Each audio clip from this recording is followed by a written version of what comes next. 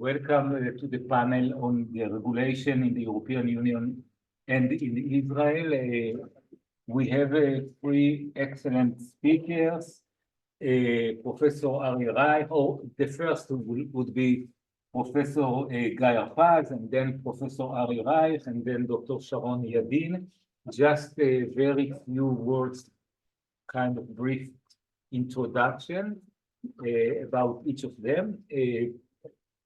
Professor Ari Reich lectures at the Bar-Ilan University.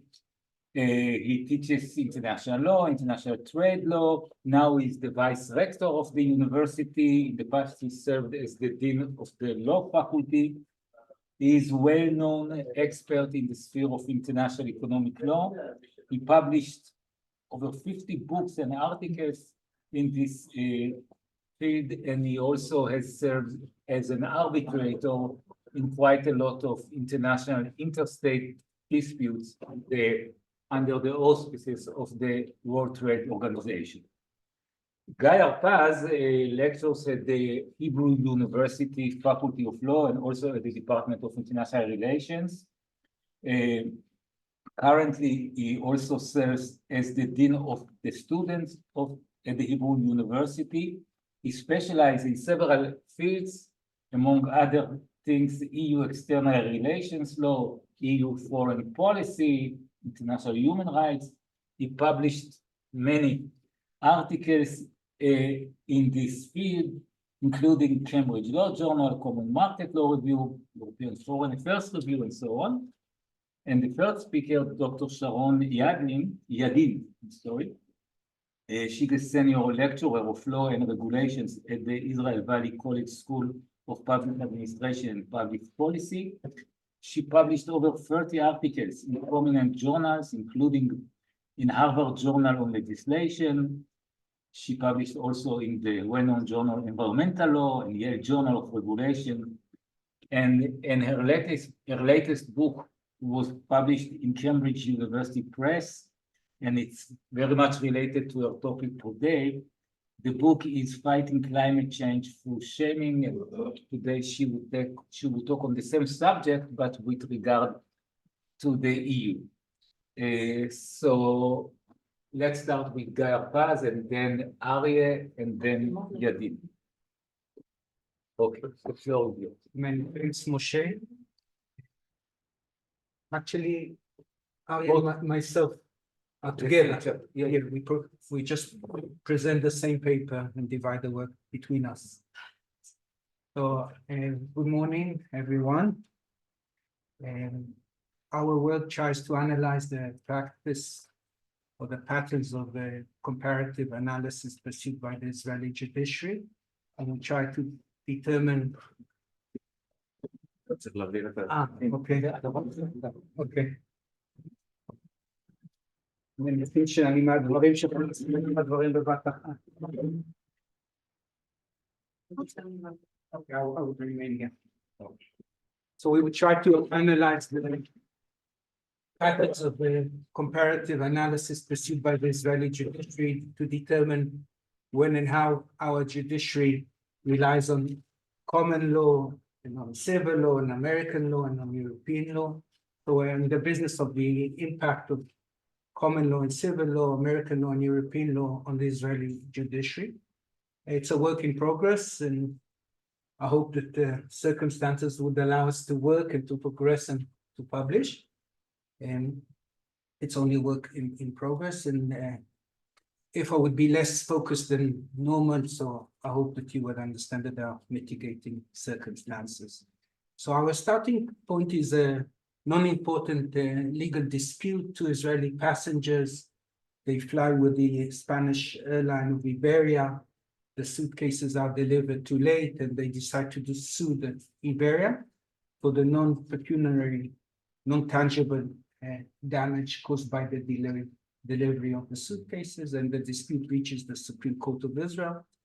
And the dispute raises the question whether an airliner, any airliner, is under a legal obligation under the Montreal Convention, regulates airlines, to compensate the passenger for the non-pecuniary or non-tangible damages resulting from the delayed delivery of the suitcase. Now, the Israeli Supreme Court adjudicated the case, and last year it ruled in favor of the two passengers, holding Iberia to be accountable or legally accountable. Not important case. And how is it related to our meeting? Because when you read the reasoning, quite extensive reasoning of the court, you realize that it's an unusual case in the sense that there's a combination of unusual factors. First, the Supreme Court pursues quite a comprehensive, a very thorough comparative analysis of foreign jurisprudence. Then it takes the American case law and the European case law, in particular the Luxembourg Code, contrasts the two. Then it criticizes the American approach, which does not recognize such a liability, adopts the Luxembourg approach, which does recognize legal liability, and the Supreme Court ascribes much weight to the European jurisprudence. And we argue that this is, at face value, a strange or unusual case in the sense that when one reads the Supreme Court judgments, usually the court is not in the business of a very, very thorough comparative analysis. Usually it would not contrast Europe against the States, and when it does, it would prefer usually the American approach. And in any event, it would usually not ascribe much weight to foreign case law, certainly not to the Luxembourg Code, especially given an era where civil law is in the decline, common law is on the rise, American influence is on the rise, European influence might go in the other direction. And our puzzle is whether this case looks very specific or concrete judgment, whether it's a judicial accident, a one-off, or whether one can discern from this or distill from this case broader conclusions. So if we can just go one step beyond, the Israeli legal system is a mixed system in the sense that it's rich and mature, and it relies on both common law and civil law, and hence it's called a mixed jurisdiction. And the Israeli Supreme Court, due to its very prominent and prestigious role, serves a gatekeeper deciding which foreign jurisdiction or judgments or rules would permeate the Israeli legal system and assist in shaping its evolution. And it is true that the Israeli judiciary was founded on European models, British and Germans, but throughout the years, Europe and in particular the civil law is losing ground, and the Israeli judiciary, just like the state of Israel, generally speaking, is increasingly resembles that of the United States. And since the 1980s, more and more American concepts and doctrines and legislations and case law permeated the Israeli legal order. And you can find many, many areas such as corporate law, securities law, cyber law, etc., that are molded on both in the Knesset and in the judicial American models. And hence one may expect that the Luxembourg Court would have very minimal or modest or insignificant impact on the Israeli judiciary. This brings us back to Iberia. And the Iberia case is like, for us, is like a starting point for a long and comprehensive journey in which we would try to x-ray the entire Israeli judiciary and try to work based on some working assumptions that we still have to prove, that this binary or dichotomous understanding of the Israeli judiciary, a court or a system that is based on common laws opposed to civil law, and American concepts as opposed to European concepts, is too binary or oversimplified. And we would try through this journey or through this analysis that Aya would expand upon, we would try to offer a more nuanced argument. And our tentative nuanced argument is that common law, in particular American case law, would have a very prominent impact in areas that are much more focused on economic efficiency, corporate law, securities, etc. But this civil law, in particular European law, EU law, would have much more profound impact when it comes to legal areas in which the system attempts to protect social values or social norms, such as labor law or consumer law, and this obviously relates to the Iberia case. So that's our basic attempt or basic puzzle or basic project. Just before allowing Aya to share with us the tentative results of the research, I wanted to address two related themes. The first is the benefits of comparative law as such. Why do courts engage on comparative law in a country like the State of Israel? And so our argument is that the choice of a judge to embark on comparative law analysis can be explained in many ways, including the search for legitimacy, inspiration, judicial economy, fairness, and predictability. And a national court that relies on comparative law is better equipped to exercise its role, allowing the court to advance judicial economy, avoid normative conflicts, improve its analytical apparatus and reasoning, and the persuasive force of the judgments, with the ultimate improvement of predictability, social acceptance, and the very effectiveness of the judgments themselves. If I can still rely on the words of former Chief Justice Barak, he wrote that comparative law, whether international or national, is most important. Its power lies in that it expands the interpretive horizons and fields of vision. It has the power to instruct the interpreter as to the normative potential of the legal system. Its limitation stems from the peculiar nature of every legal system, its institutions and ideology. And indeed, comparative law is like an experienced friend. It is good to listen to its good advice, but it should not replace one's own discretion. So generally speaking, in Israel and elsewhere, comparative law is very useful, whether you go to the States or to Luxembourg. We argue that comparative law is of a great demand in Israel because of the very mixed nature of the system, because of the fact that we have Ottoman roots together with British roots, because we have informal proceedings before the Supreme Court, because we have a non-textual constitutional legal order, and for many other reasons, including our desire to situate ourselves among the Western society. There's much a place for comparative law, and I suspect that Alfred would add that given the extensive trade relations with the EU, when you have great trade relations, you need to play by the rules of your partner, and hence there's a greater demand for comparative law.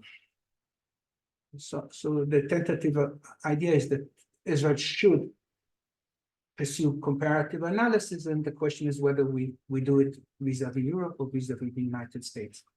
And before entering the analysis, how many minutes do I have? 2.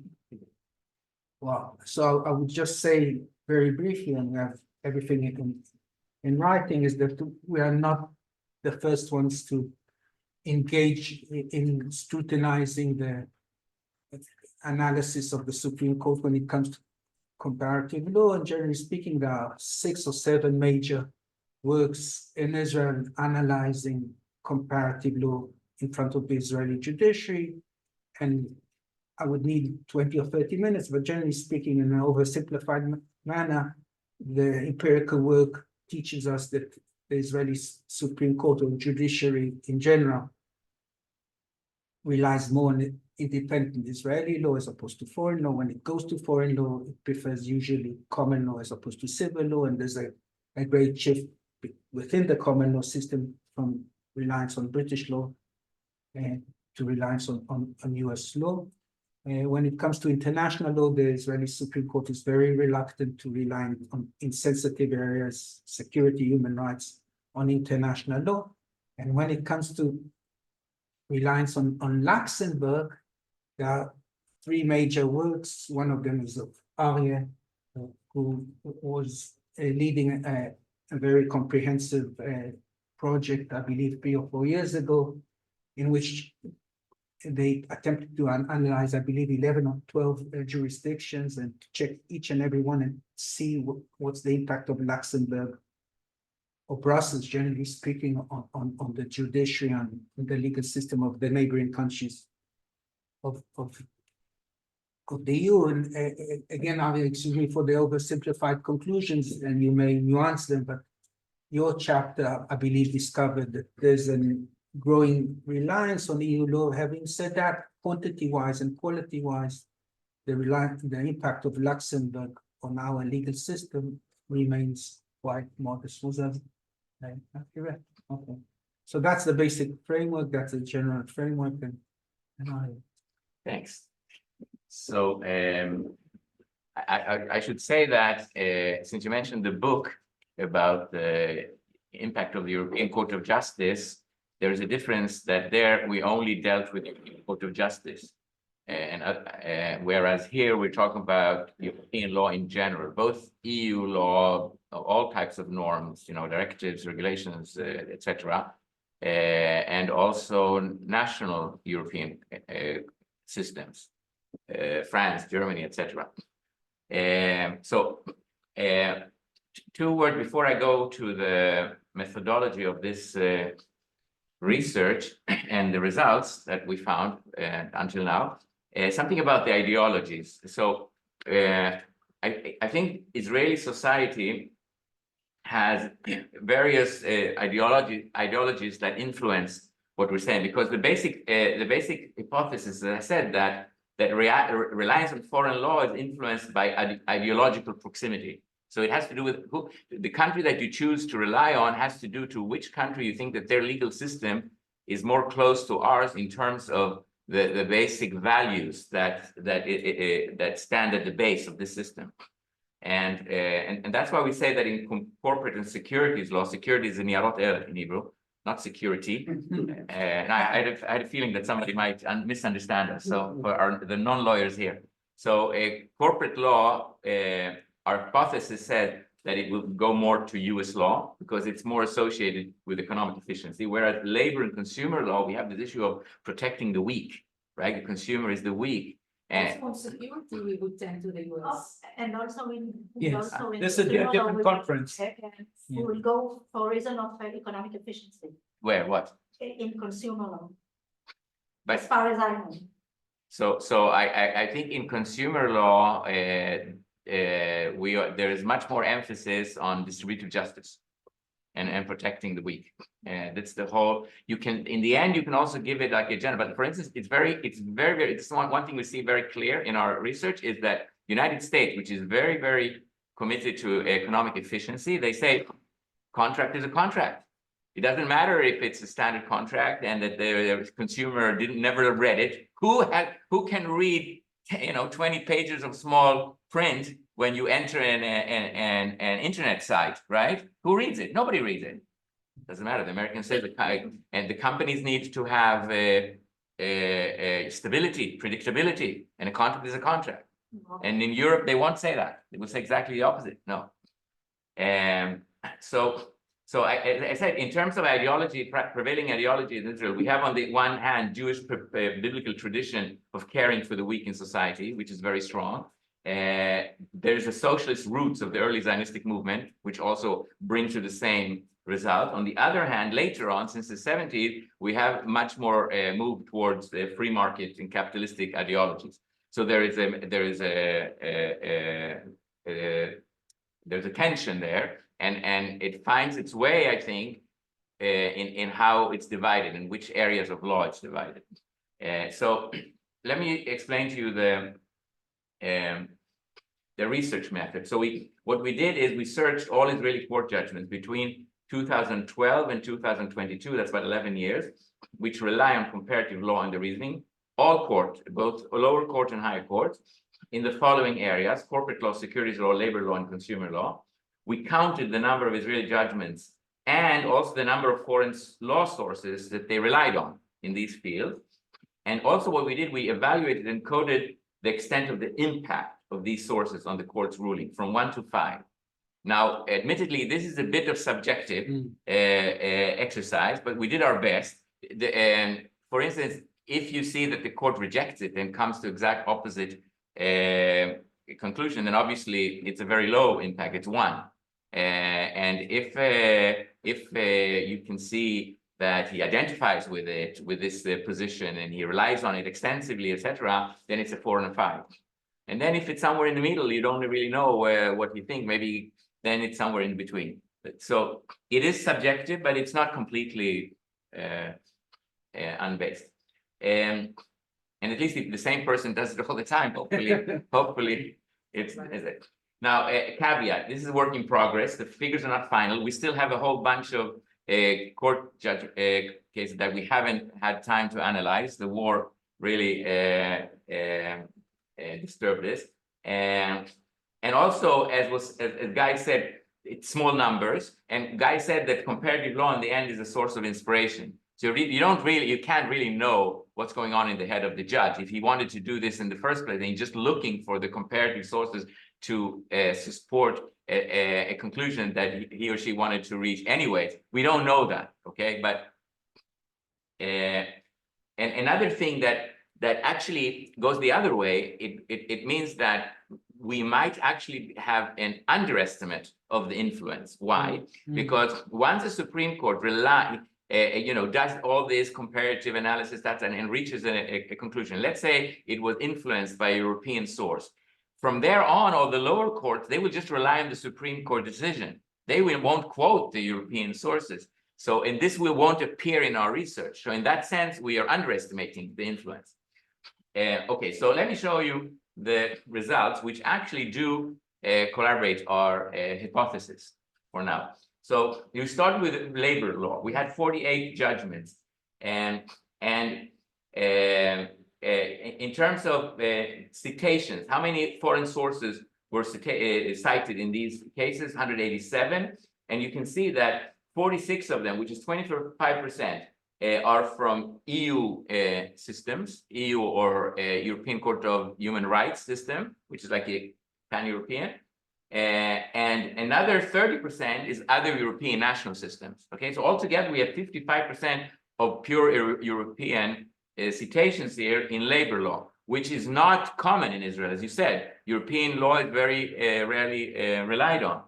And if you add to this UK, which of course until recently was a member of the EU and is a European country, Canada, which in terms of labor law is much closer to Europe than it is to the United States, then you can see that there is a much stronger reliance on, and it makes sense because these are systems that are much closer to Israeli labor law, which tends to protect the worker and take care of the workers' rights, etc., than the US, which is much more free market oriented. Also, in terms of the impact in labor law, there are 2 ways that we measured the impact. One is to count how many judgments actually adopted the law in question, either European law or US law. So 18 cases adopted the position of European law, whereas only 2 cases adopted US law. And then when I went to the impact, which as I told you how I measure, so what I did here is I added all 4 and 5 decisions. Everything under 4 and 5, I don't count. So I reached a number of 88 for European law in these cases and 24 for US law. That's 4 times more reliance on or impact of European law than US. Let's move to another area, which is characterized by importance to distributive justice, which is consumer law. So here again, you can see that it's very similar. 27% of the cases, of the 30 cases we had, cite EU or EU sources or sources of European Court of Human Rights or those kinds of sources, and another 28 other European countries, again together 55%. Only 35% relied on US consumer law, and I will say some caveat about that in a second. So again, we see a much strong reliance on European cases here. And in terms of the impact, we see that 3 minutes, I'll be okay. We'll see that 8 of the cases adopted European law, only 4. Now, out of those 4, there are 2 cases that deal with class action. Now, class action could be subtracted because תביעות ייצוגיות in Hebrew.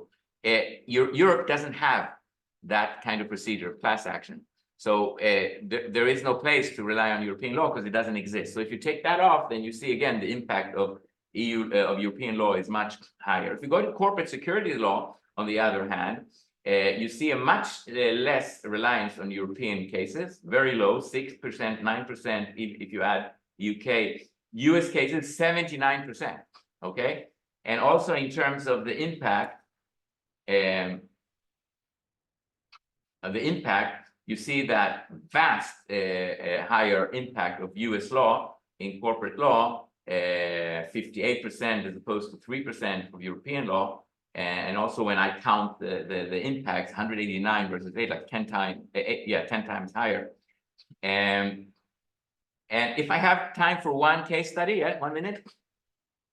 Okay. I would suggest to wrap up, that you can say your conclusion, otherwise. Just that this becomes a little bit more concrete. So we What have, happened to us? yeah, and this relates to us, yeah. People in the 60s, you know, there are many, in Israel, there is mandatory retirement age in many systems. Moshe Gavish was a professor actually, and he didn't want to retire. And he challenged the law on mandatory retirement age to the High Court of Justice. He said this is unlawful discrimination based on age. It violates the basic law of human dignity and liberty. And the court held, yes, it does violate, but it can be justified under the limitation clause. It's done by law, and it's enacted for proper purpose and to extent no greater than is required. And the court conducts extensive examination of the situation in other jurisdictions in EU, Germany, France, Austria, etc., and US. And a very clear difference between common law, which does prohibit mandatory retirement, and European law, which allows it, okay? And they quote the European Court of Justice, which said legitimate objectives of mandatory retirement arrangements are to protect the dignity of the elderly worker, to let him retire is protecting his dignity, not to let him continue working, and to promote new workers to come in instead of those who retire, create new jobs to allow the employer to plan and manage his workforce, etc. So we can see here too that the Israeli system and the Israeli Supreme Court preferred the European approach to mandatory requirement as opposed to the US one. Whereas I have other examples in corporate law where the US approach was. So this is still a work in progress, and we hope to add more sources and more numbers to make this more convincing. But I think it's a very interesting finding. Very, very interesting. Okay, we can talk about it. Yeah, show on, please. 12 minutes. That you're seeing it wrong. And show, oh, here.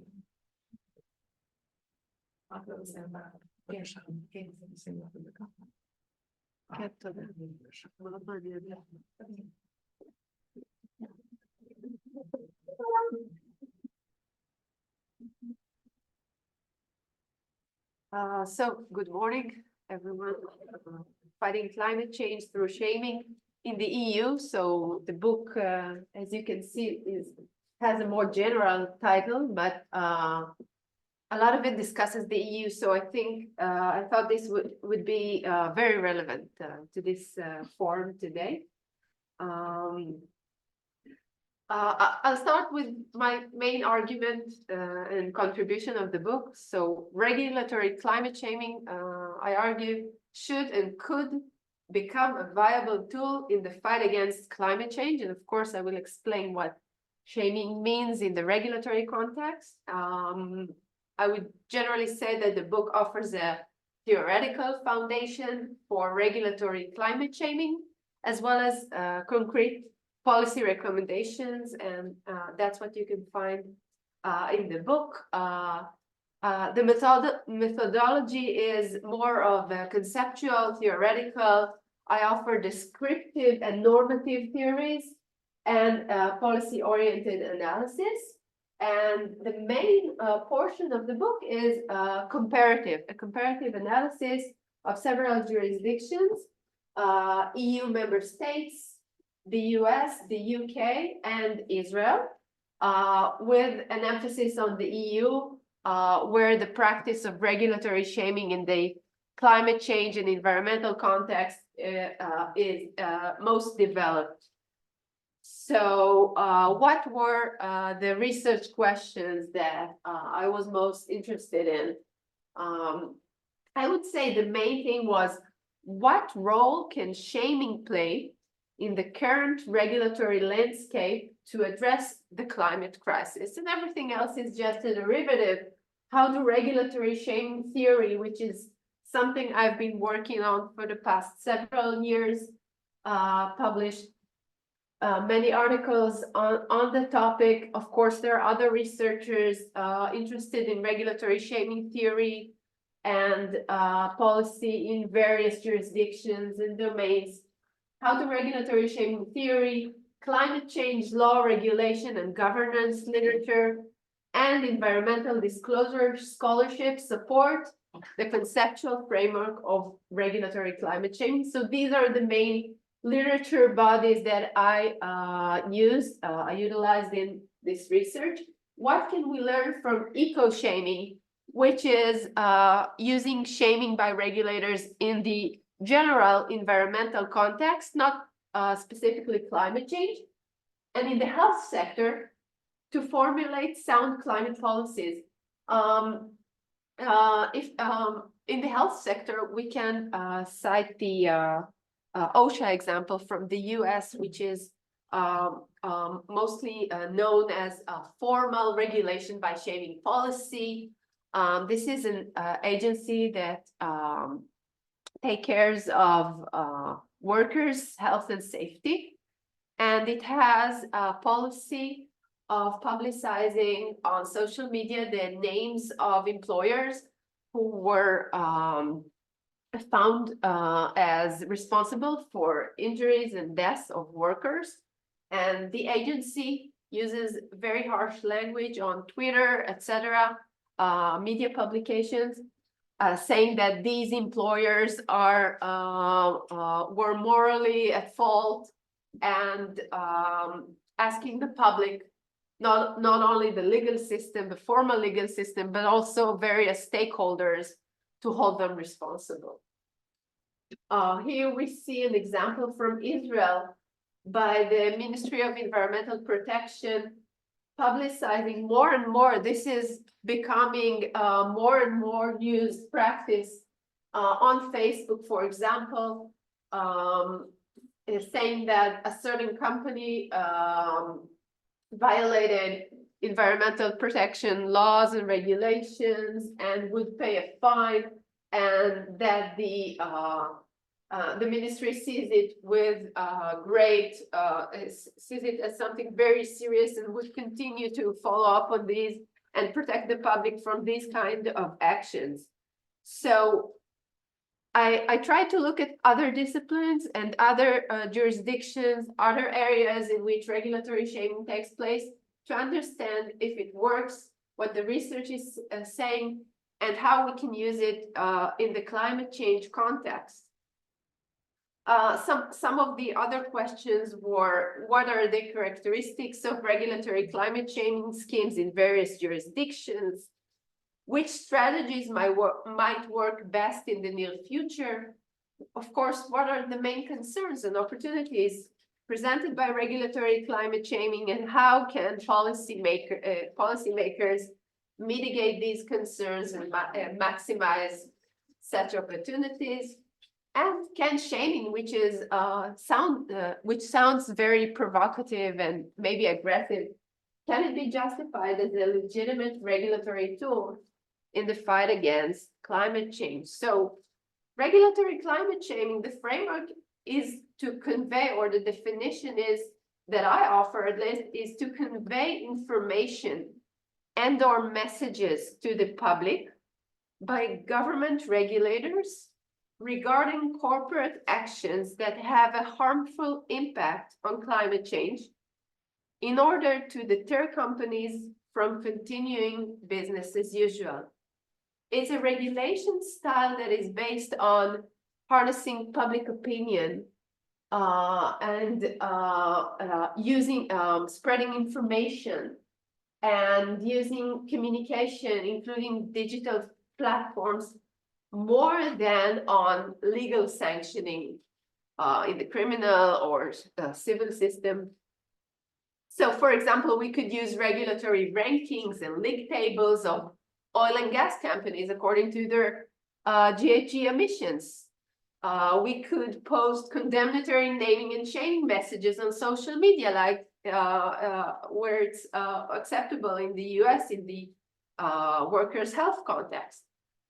The main goal of regulatory climate shaming is to induce companies to comply with climate change norms, both legally binding norms and beyond compliance norms, norms that are acceptable by society, by environmental organizations, international environmental organizations, not necessarily embodied in law. So this tool is using companies' reputational sensitivity among various stakeholders.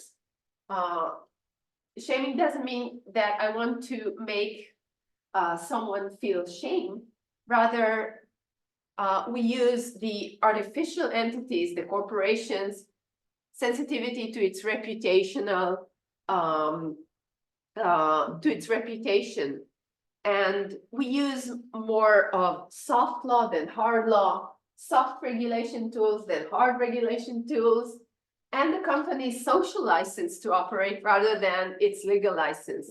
So the idea is not to punish companies, but to make them comply more to climate norms. And we're basing this on the idea that companies would want to maximize their profits and avoid financial losses. So the mechanism includes stakeholders like consumers and workers.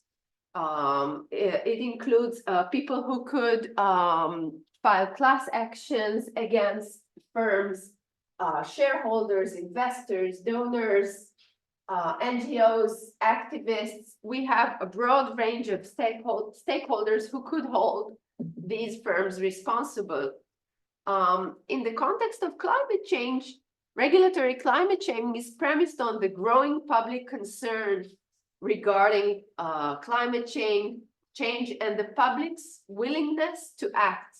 So there are surveys that show that people want to punish firms in the sense, in the consumer context, for example, firms and banks and food companies, etc., that are not climate friendly. And also the opposite is true. They would want to go with a bank to be a customer of banks that did adopt climate-friendly policies, for example.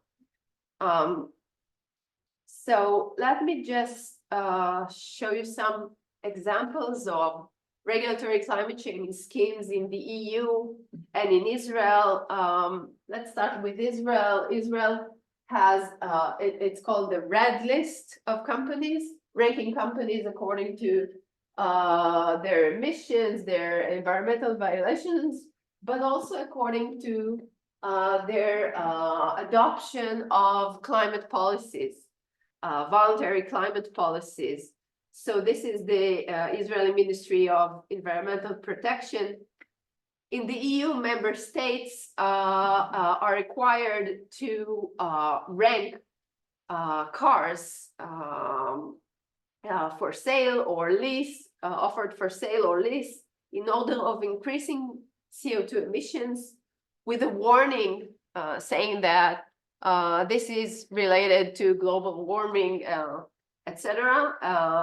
The European Central Bank is currently considering to publicly list banks that engage in climate washing in their reports, meaning saying that they will do climate actions, climate responsible, adopt climate responsible policies, but lack in real action. So, and EU member states also publish the names of companies that breach their cap and trade obligations. These are the quotas of greenhouse gas emissions. We also have other forms of shaming, such as climate labels and disclosure in company reportings, emission databases, and even naming and faming, saying positive things about certain companies actually shames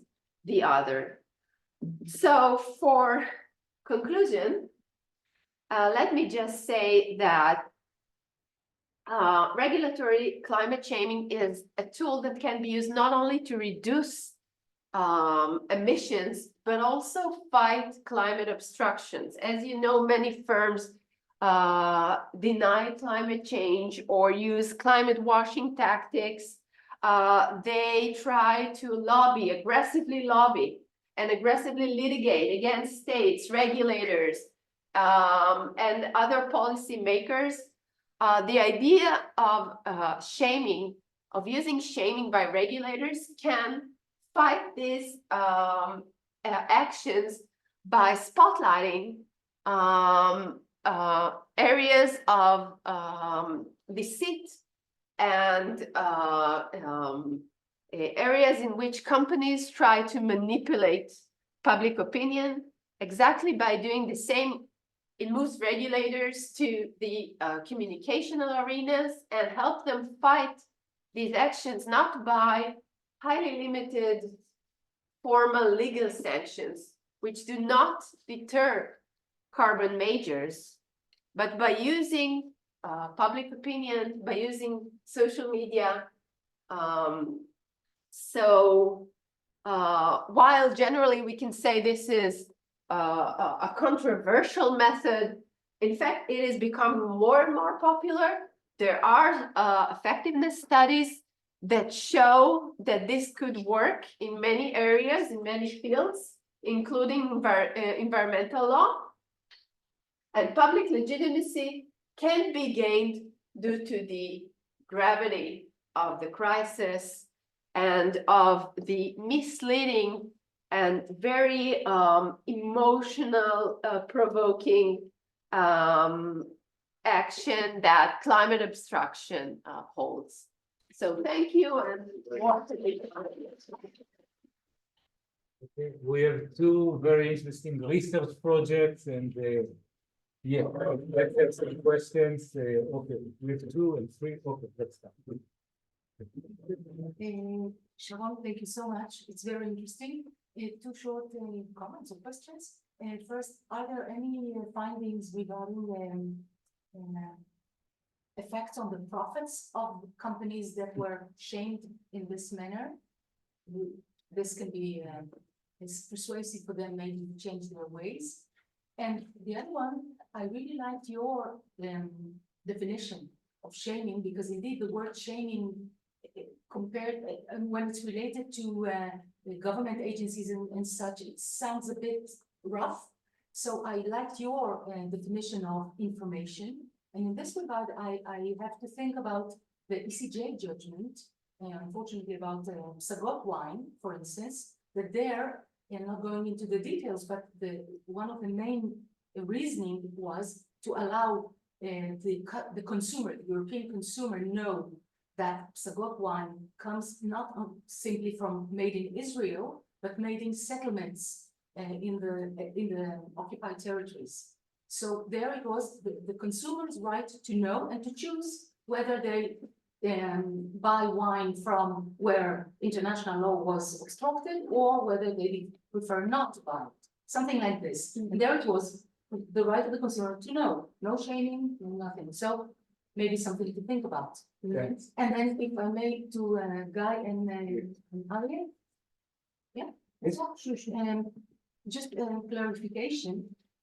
When I listened, both extremely interesting, of course, but when I listened to Guy, I had the impression that the Bella case is unusual and something special, and because of the tendency towards EU law, or European law, but then it's consumer law, in fact, right?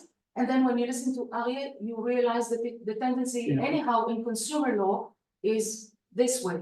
So if you can explain why it's so special. And then again, from Guy, I got the impression, also from the title of the research, which is in progress, and that you compare, you check comparison between effects of EU law and US law on Israeli judgments. But then coming to Aryeh, I see suddenly so many other elements, which is broader and more interesting, because if you compare only EU and US, the difference is big, because US is the law of a certain state, the US, while the EU is the law of a international organization, kind of. Anyhow, it's not a state.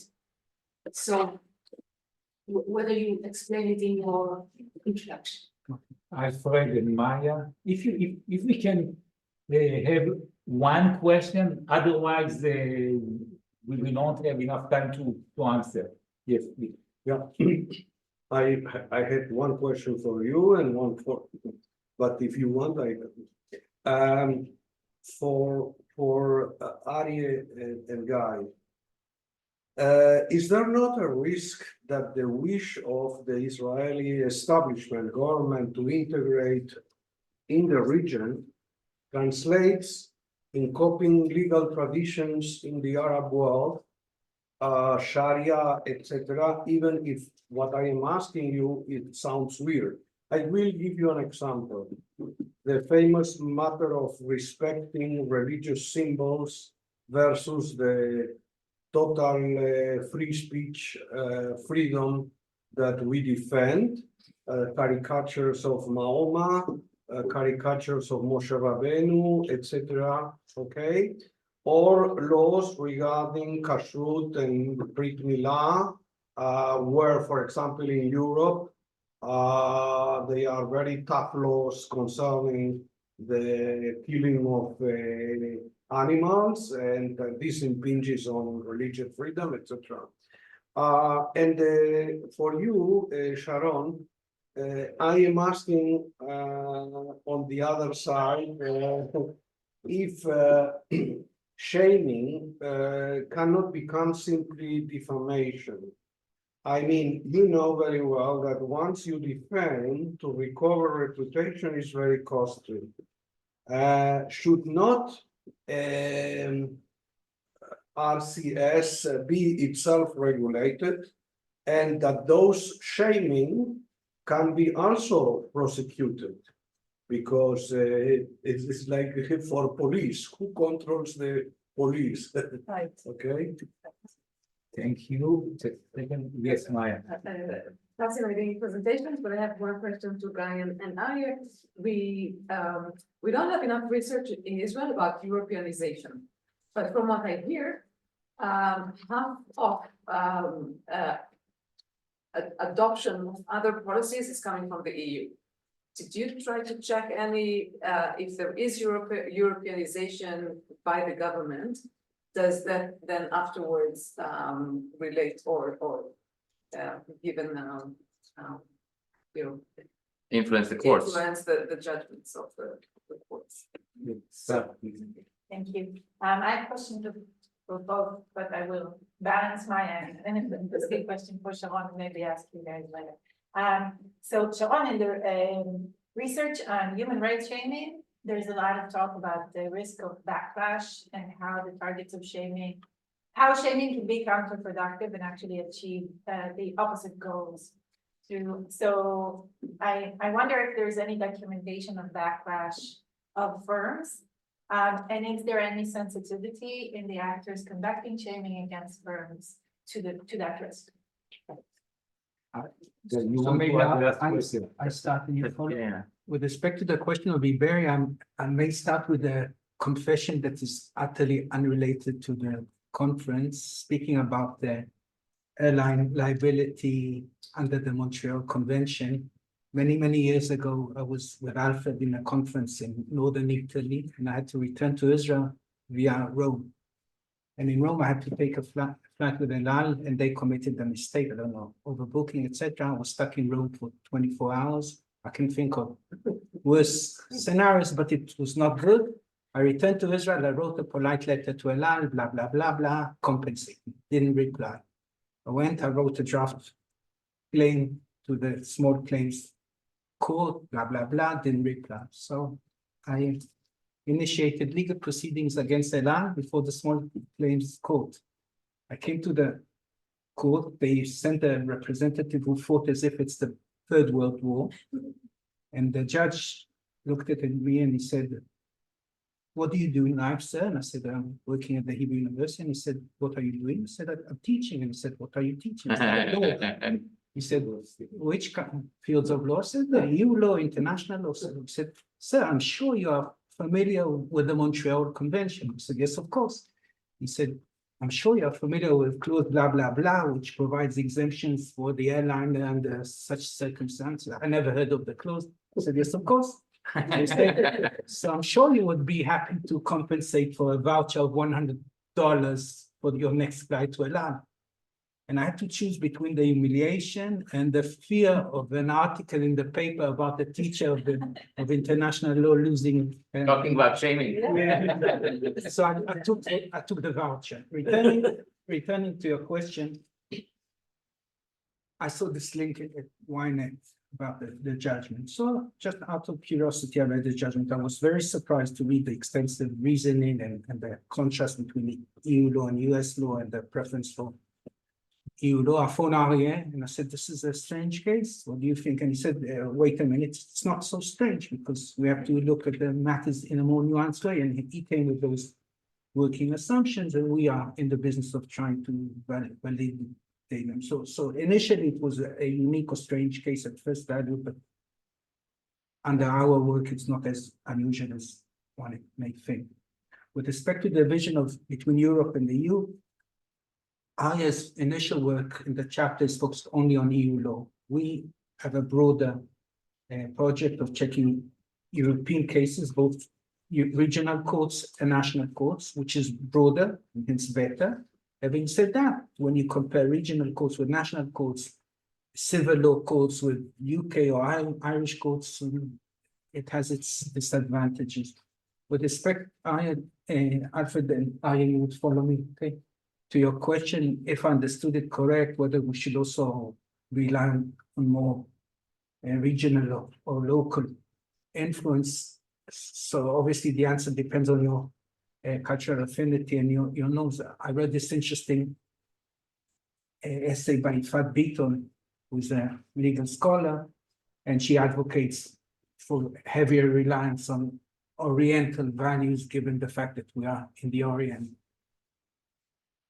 I prefer Luxembourg, but it's a matter of Okay, thank you.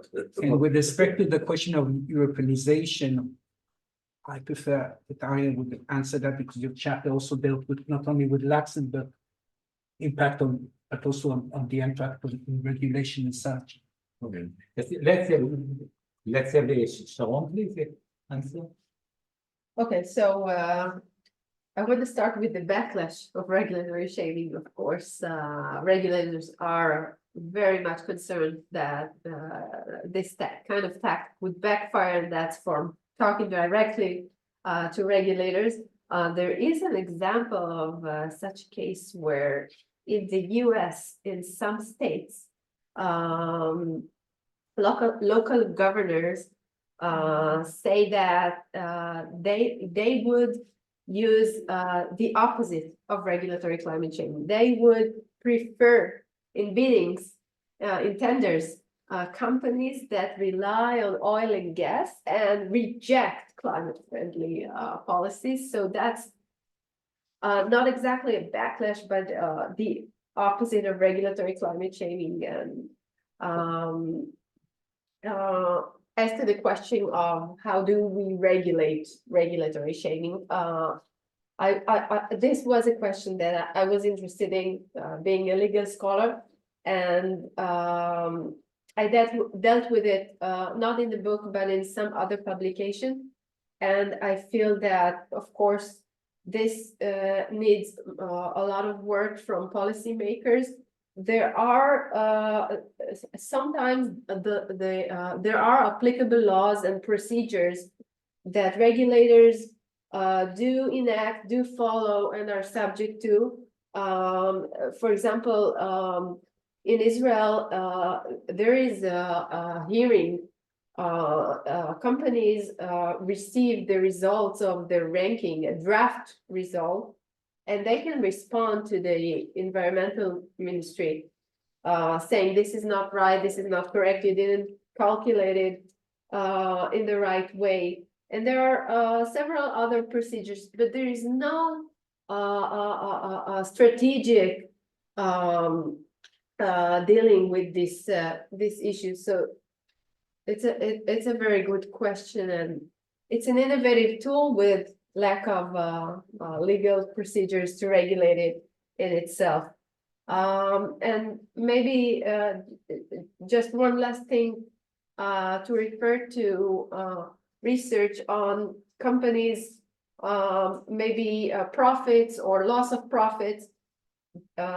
Most of the research on this issue was about environmental shaming, eco-shaming, and it showed that companies, for example, publicly traded companies, go down on their share value, but only momentarily, only for a short period of time.